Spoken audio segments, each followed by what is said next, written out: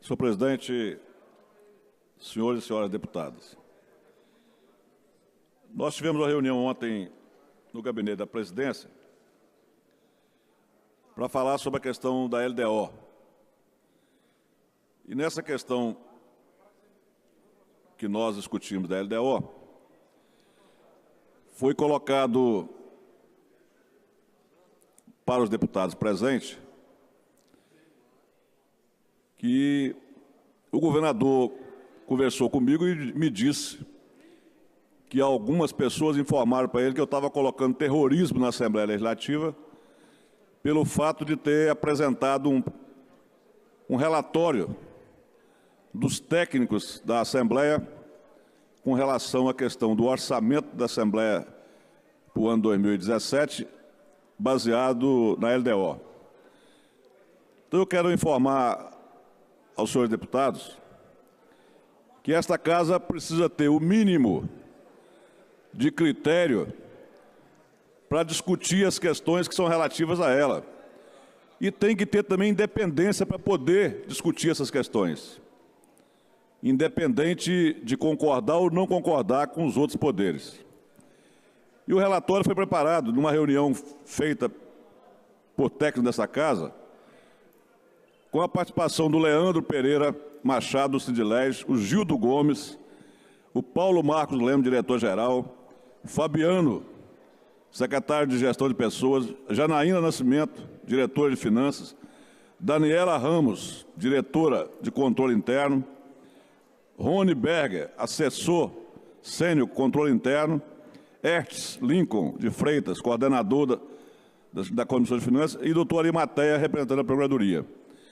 E esse relatório foi nada mais nada menos do que fazendo um demonstrativo e um alerta do que nós poderemos passar como poder.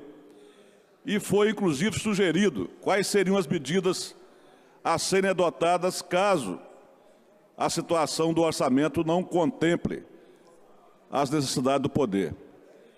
Eu quero dizer que, indiferente daqueles que consideram que ajudar o governo é bajular o governo, é não poder nem discutir o que pensa, eu quero dizer que a minha independência vai continuar, eu vou debater os assuntos sempre que eu achar necessário, não vou me furtar a representar a população do Espírito Santo.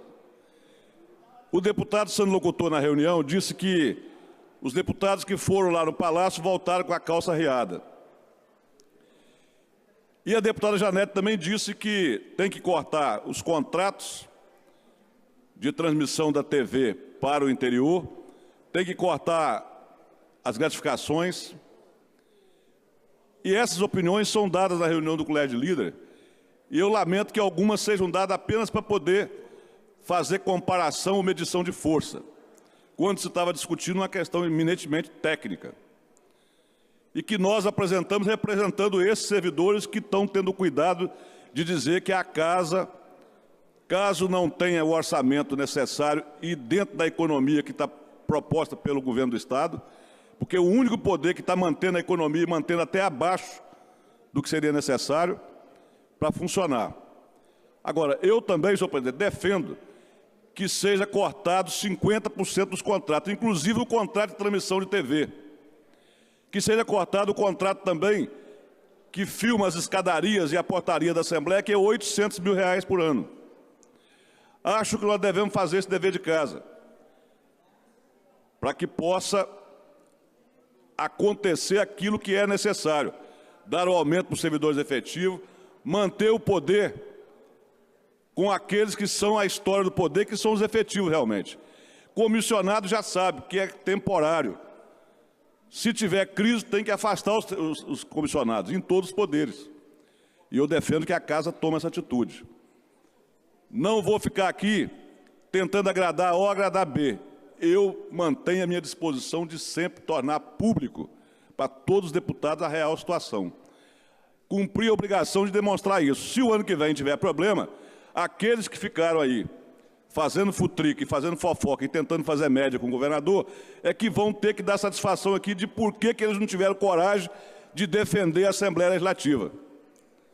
Porque no momento em que se discute orçamento, arroxo, dificuldade, e ao mesmo tempo se coloca que vai colocar 80 milhões numa obra desnecessária para o momento, nós temos que saber o seguinte: que realidade é essa? Onde um prédio do Detran está aí gastando 40, 50 mil reais por mês de condomínio fechado, e que o contrato de reforma lá está altamente superfaturado e a empresa recebeu, inclusive, o serviço que não fez. Então, essas questões, elas têm que ser transparentes. A Assembleia não tem que se humilhar para poder ajudar o Poder Executivo, o Poder Judiciário. A Assembleia tem que ser o intermediador de todas essas contendas, porque é ela que vota. Se o Espírito Santo está em crise, a Assembleia é responsável, porque ela construiu essa crise através da aprovação de leis aqui. Nós temos que fazer a meia-culpa, temos que nos responsabilizar na hora certa.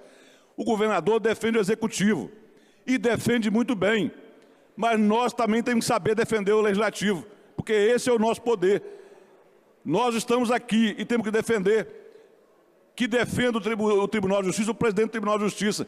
Agora, a Assembleia se negar a defender o poder, a dizer a verdade, isso é submissão, e submissão não é recomendável a quem tem a cabeça erguida.